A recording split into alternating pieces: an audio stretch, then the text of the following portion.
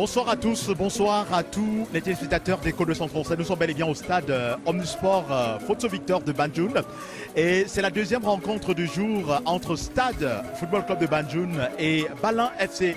La première rencontre s'est soldée avec le score de Diko FC par 2-0. Diko FC qui est donc le premier finaliste et qui devra attendre au terme de cette rencontre entre Stade de Banjul et Balin FC. D'ailleurs, les protagonistes qui sont en train de regagner l'aire de jeu après donc cette mi-temps.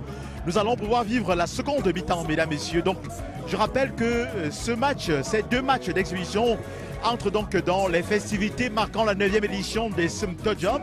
Symtodium cette année qui a donc déployé tout cet ensemble d'éléments pour meubler les festivités. Et nous avons deux rois, deux chefs supérieurs ici au stade Omnisport Photo Victor de Banjul.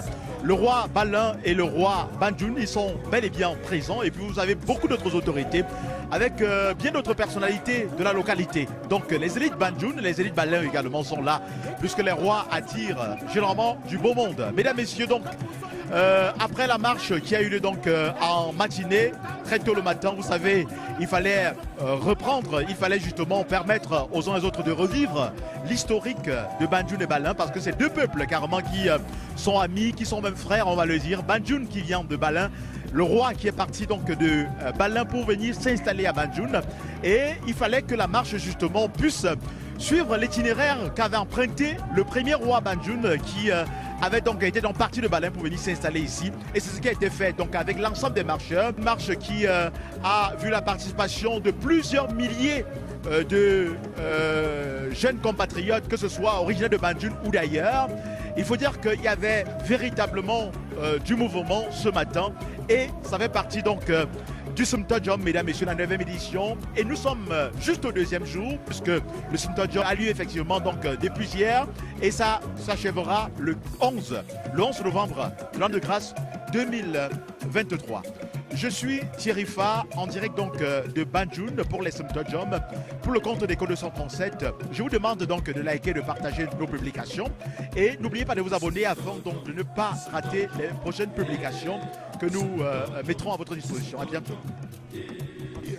L'ambiance est électrique. L'ambiance est électrique. Et c'est ce que nous voulions. Nous voulons que le Symtodium soit électrique également.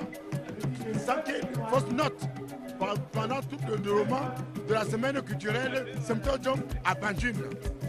Oui, c'est parce que nous sommes au stade. Si nous étions dans notre cadre, on ne serait pas assis trop proche de ses majestés. Oui, oui. Et moi, je suis le chef de fête ici à Banjul. Ça m'a été faux. En fait, je pense que c'est un tournoi qui a été programmé. Et aujourd'hui, on avait besoin juste de deux meilleurs pour jouer la finale. Balin a remporté sur Stade de Banjul 2-0. Et le premier match s'est terminé comme nous avons vécu. Donc il y a deux meilleurs qui joueront la coupe du trône vendredi le 10. Et je pense qu'aujourd'hui, les deux matchs se sont déroulés sans incident. C'est d'abord cette joie qui m'anime.